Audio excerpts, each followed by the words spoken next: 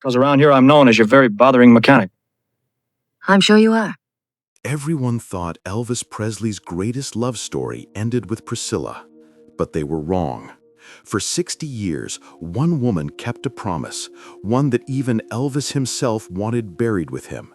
Her name was Ann-Margret, and at 84, she finally broke her silence.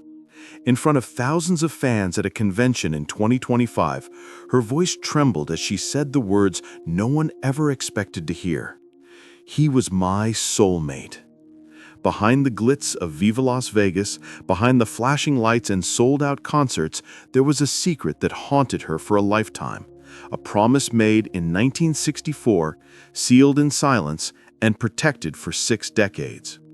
It wasn't just a romance, it was a vow between two people who were never allowed to be together. When Elvis died in 1977, he left the world in mourning. But for Ann-Margret, his death carried a hidden message. 3 weeks before he passed, a single wreath arrived at her door, a guitar made of red roses and white carnations, taller than she was. Inside, there was a note. She never showed it to anyone, not even her husband, not even her closest friends.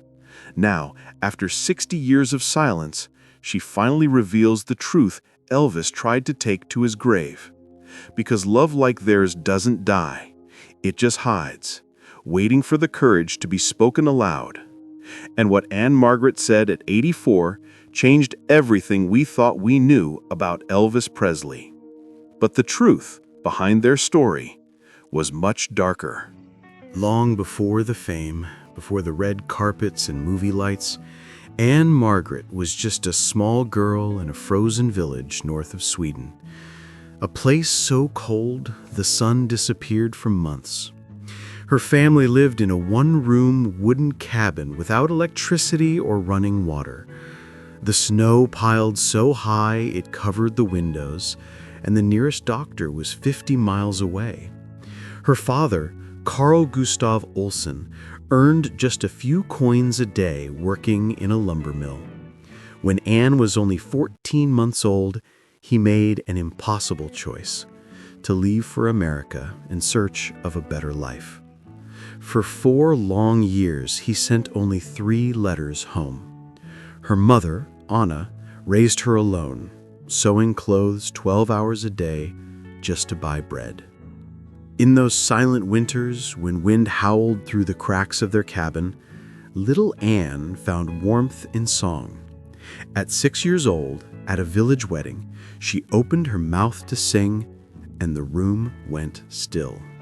Her voice was pure, strong, and heartbreakingly beautiful. They called her Little Caruso. In that moment, a spark was born, the same spark the world would one day see beside Elvis Presley. But childhood was never kind to dreamers. When her father finally sent for them in 1946, she and her mother crossed the Atlantic on a crowded refugee ship. 11 days of storms, sickness, and fear. Yet even then, she sang for passengers to calm their nerves. When they docked in New York, her father took her to Radio City Hall. She looked up at the stage lights and whispered, "That's what I want to do." In America, life was still hard. She didn't speak English. Children mocked her accent. She sat alone at lunch, eating sandwiches her mother made from leftover flour and milk.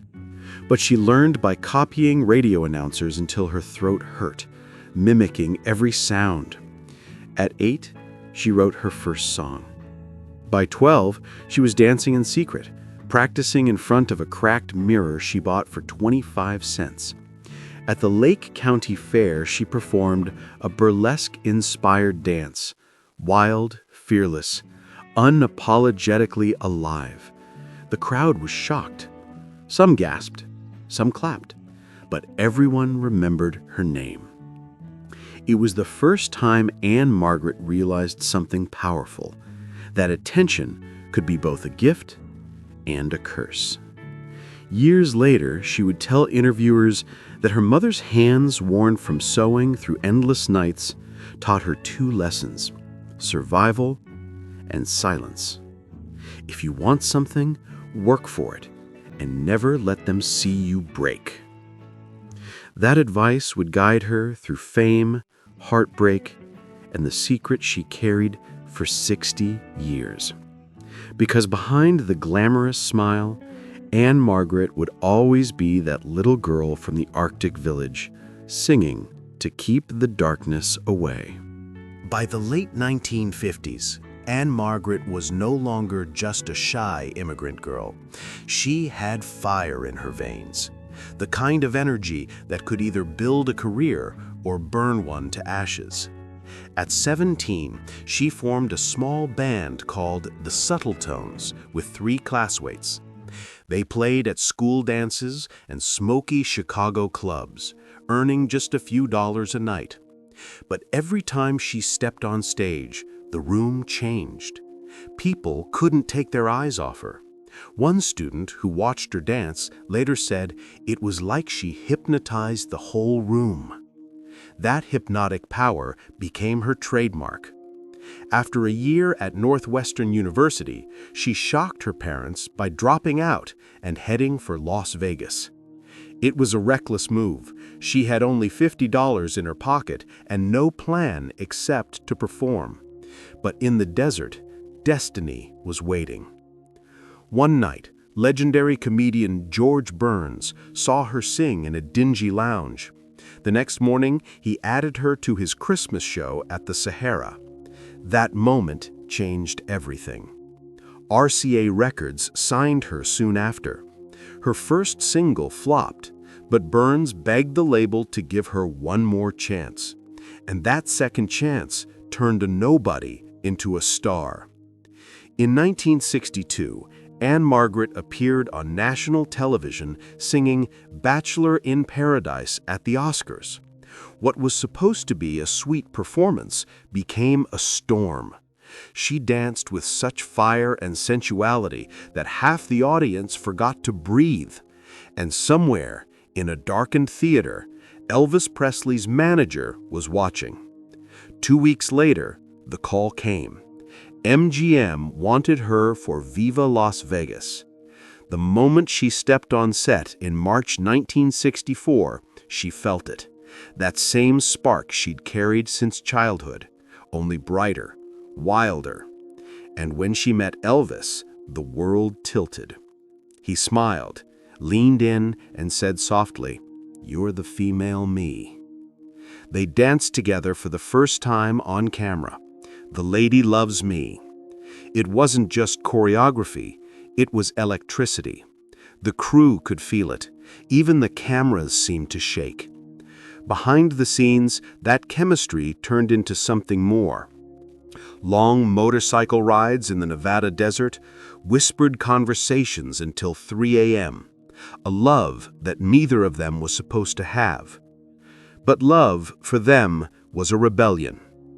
Elvis was engaged to Priscilla. His manager, Colonel Parker, warned him to stay away. And Ann-Margret was rising too fast to risk scandal. Yet every night after filming, they found each other. Away from the lights, he wasn't the king, and she wasn't the sex symbol. They were just two people, broken, lonely, alive. Hollywood noticed. When she jokingly told a British reporter they were engaged, chaos followed. Headlines exploded. Priscilla confronted Elvis. The studio threatened to cancel million-dollar contracts. In the middle of it all, Ann-Margret fell silent. For the first time, her mother's words returned. "Never let them see you break." By the end of 1964, the letters stopped. The phone went quiet. Elvis had chosen duty over love, but some promises don't die. From 1967 to 1977, before every show she performed in Las Vegas, a 6-foot guitar made of roses arrived backstage. Signed, "Best of Luck from Elvis and the Colonel." Everyone knew it wasn't from the Colonel. The last one came 3 weeks before his death. Inside it was a note, one she would never show the world. She kept it hidden for 20 years, sealed away like a sacred secret. Ann-Margret had reached the top. She was now Hollywood's golden girl, glamorous, fearless, unstoppable. But the higher she climbed, the further she fell from the man who understood her best. And somewhere inside, the fire that once lit up the stage began to turn to smoke. Fame had given Ann-Margret everything she'd ever dreamed of: applause, money, beauty, power. But it also gave her something she never asked for: loneliness. By the late 1960s, the golden girl of Hollywood was burning out. On screen, she radiated fire. Off screen, she was falling apart. The tabloids painted her as the female Elvis, a woman who seduced her way to the top. But behind the photographs and interviews was a woman who couldn't sleep, who drank to forget, who still woke up at night hearing Elvis's voice in her head. In 1966, during the filming of The Swinger, she was pushed beyond her limits. The studio demanded sexier, bolder scenes. One infamous moment required her to roll in 176 gallons of paint, nearly naked. Critics called it shocking. Censors threatened to ban the film. But Ann-Margret stood her ground. "It wasn't obscene," she said later. "It was survival. I was fighting to be seen." Her rebellion came at a cost. By the early 1970s, exhaustion turned into collapse. In 1972, during a live performance in Lake Tahoe, she fell 22 feet from a platform. Her face shattered, her jaw broke, her arm snapped. Doctors said she might never walk again. For 10 weeks, her jaw was wired shut. Friends carried wire cutters in case she choked. And yet, just 10 weeks later, she was back on stage, smiling through the pain, her bones still healing, her heart heavier than ever. But some wounds can't be seen. Between 1970 and 1975, she suffered 3 miscarriages. She spent over $100,000 on fertility treatments, trying to give her husband, actor Roger Smith, the child she could never have. Roger, already battling a degenerative illness, became her manager. He adored her, but his health was fading fast. She carried him through hospitals, through debt, through years of quiet suffering that no one ever saw. As her husband's illness worsened, Ann-Margret began to drink more. Vodka became her silent companion. She would perform in front of thousands, glamorous, perfect, then go backstage and drink until the world blurred. "I wanted to disappear," she later admitted. By 1978, the woman who once commanded Las Vegas stages could barely stand. She joined Alcoholics Anonymous in secret that December. Roger went with her. Together, they whispered the same prayer night after night. "God, grant me the serenity to accept the things I cannot change." And through it all, one ghost refused to leave her: Elvis. When he died in 1977, she didn't attend the public funeral. She went quietly, standing far from the cameras, eyes hidden behind dark glasses. That night, Elvis's father, Vernon Presley, approached her. He leaned in and whispered, "Elvis truly loved you." It was both a blessing and a curse, because love like that doesn't fade. It lingers, like a song that never ends.